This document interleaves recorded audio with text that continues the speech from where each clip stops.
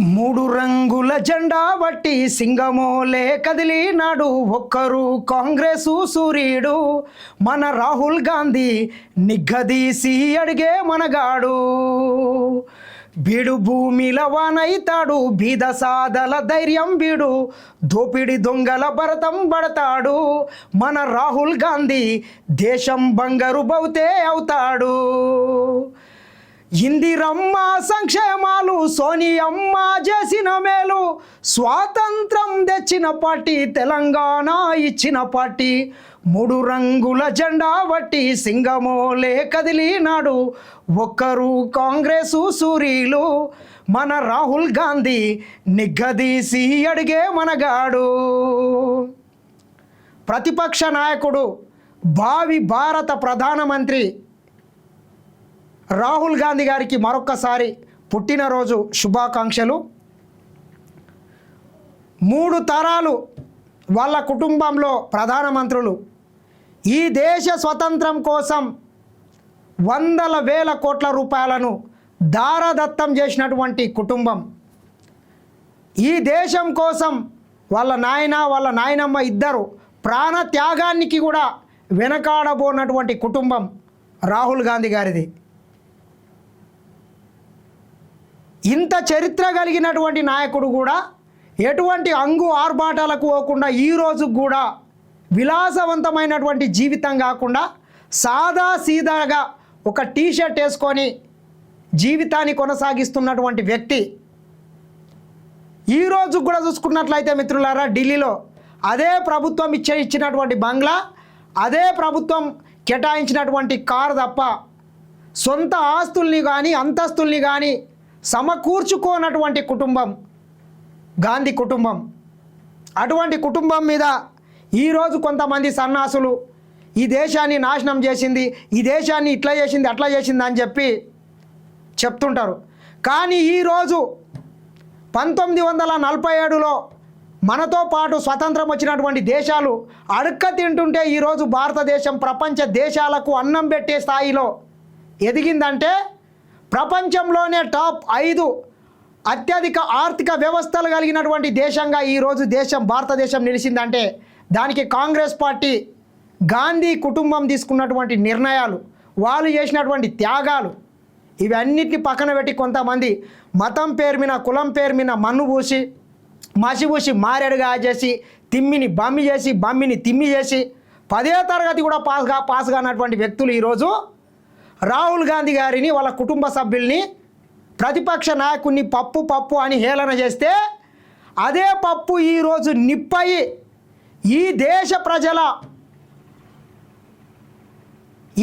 ప్రజల కోసం ఈరోజు పాటుపడుతున్నటువంటి తీరు, విమర్శకులను సైతం మెప్పించేటటువంటి నేర్పరితనం, ఎదిగిన కొద్దీ ఒడుగుండేటటువంటి లక్షణం రాహుల్ గాంధీ గారిది. అటువంటి కుటుంబాన్ని పట్టుకొని చాలామంది రకరకాలుగా మాట్లాడుతున్నారు. మనం చూసుకున్నట్లయితే మండు టెండల్లో మంచు కొండల్లో కన్యాకుమారి నుంచి కశ్మీర్ వరకు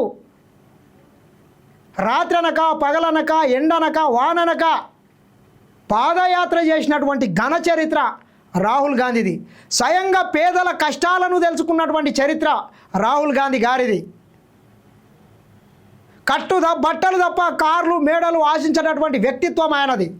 అటువంటి నాయకుని పట్టుకొని కాంగ్రెస్ పార్టీ ఏం చేసింది, వీళ్ళు ఏం చేసింది, వాళ్ళు ఏం చేసిండ్రు అని చెప్పి చిల్లర మల్లర కూతలు కూస్తున్నారా కొంతమంది.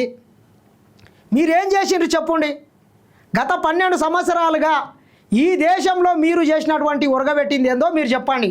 మేము చెప్తాం కాంగ్రెస్ పార్టీ చేసినటువంటిది. భారత మాతను బానిస చేసి తెల్లదొరలు పరిపాలిస్తుంటే గాంధీ నెహ్రూలు చేసిన పోరుకు గాంధీవంలా నిలిచిన పార్టీ. ఎందరెందరో మహావీరులు నెత్తురు చిందగ పోరులు చేస్తే వారి ప్రాణముల త్యాగ ఫలితమే వెలసినది మన కాంగ్రెస్ పార్టీ. తెల్లదొరలను తరిమేసిందమ్మో మన కాంగ్రెస్ పార్టీ. ప్రతి పల్లె గుండెలో వెలుగులు నింపింది మన కాంగ్రెస్ పార్టీ. గూడు కల్పించింది తోడు నీడ తానే అయ్యింది. గుండె పగిలిన పేద రైతుని గుడి దేవతలా ఓదార్చింది. అమ్మ పాలన అంతటి వైభోగం మల్లెప్పుడొస్తుందో.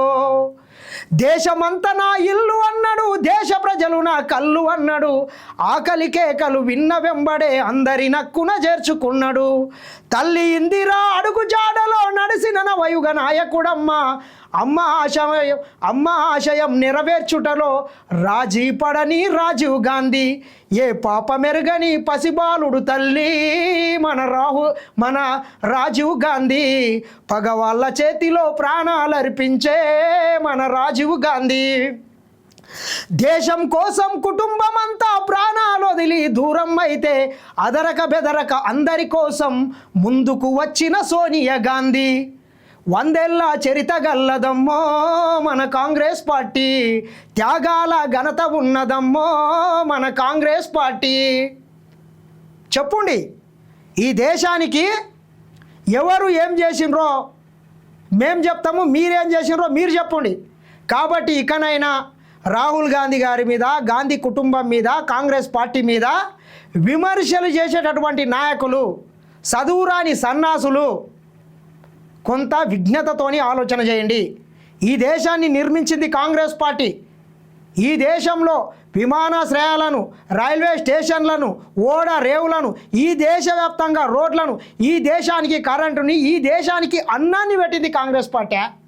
కాంగ్రెస్ పార్టీ ఏ రోజు ఈ దేశాన్ని దోయలేదు. 80 సంవత్సరాల స్వతంత్ర భారతదేశంలో 50 సంవత్సరాలకు పైగా ఈ దేశాన్ని పరిపాలించింది కాంగ్రెస్ పార్టీ. ఈరోజు కూడా కాంగ్రెస్ పార్టీ నామమాత్రపు పైసలతోని మనం తీసుకున్నట్లయితే దేశంలోనే అత్యంత రిచెస్ట్ పార్టీ బీజేపీ. 8,000 కోట్లకు పైగా వాళ్ళ పార్టీ అకౌంట్లో పైసలు ఉన్నాయి.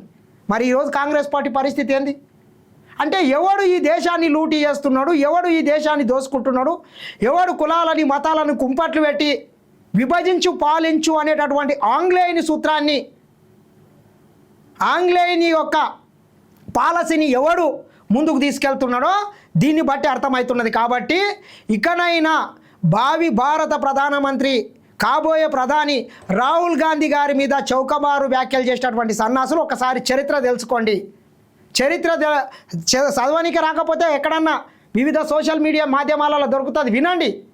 అంతేగాని పప్పు అది ఇది అంటే మాత్రము దేశ ప్రజలు తగిన బుద్ధి చెప్తారు. మనం చూసుకున్నట్లయితే మిత్రులారా, మొన్నటికి మొన్న ఈ దేశంలో జరిగినటువంటి నీట్ పేపర్ లీకేజ్ మీద దేశవ్యాప్తంగా యువత ఏకతాటి మీదకి వచ్చి నరేంద్ర మోడీ గారి మీద, అమిత్ షా మీద యుద్ధం ప్రకటించి దీనికి బాధ్యత వహిస్తూ కేంద్ర విద్యాశాఖ మంత్రి ధర్మేంద్ర ప్రధాన్ రాజీనామా చేయాలంటే కూడా చేయకుండా ప్రశ్నించేటటువంటి వ్యక్తుల మీద దేశద్రోహం కేసులు పెట్టే పరిస్థితి వచ్చిందా మనం చూసినాం. అభిజిత్ దీప్కే అనేటటువంటి ఒక వ్యక్తి మీద ఆర్ఎస్ఎస్కు సంబంధించినటువంటి కొంతమంది ముఖాల్లాగా గూండాల్లాగా మారి భౌతిక దాడులు చేసేటటువంటి సంస్కృతికి కూడా వీళ్ళు తెరదిప్పుతున్నారు. కాబట్టి మీ ఉడత ఊపులకు భయపడే ప్రసక్తే లేదు. కాబట్టి ఖచ్చితంగా 2029లో ఈ దేశానికి భారత ప్రధానమంత్రిగా రాహుల్ గాంధీ గారి గెలుపును ఎవరు కూడా ఆపలేరని చెప్పి మరొకసారి కోరుకుంటూ, మరొకసారి మా ఆదర్శ నాయకుడు రాహుల్ గాంధీ గారికి మరొకసారి ప్రత్యేకంగా జన్మదిన శుభాకాంక్షలు. నిండు 100 ఏళ్ళు సుఖ సంతోషాలతో ఆయుర ఆరోగ్యాలతో ఉండాలని మరొకసారి కోరుకుంటున్నాను.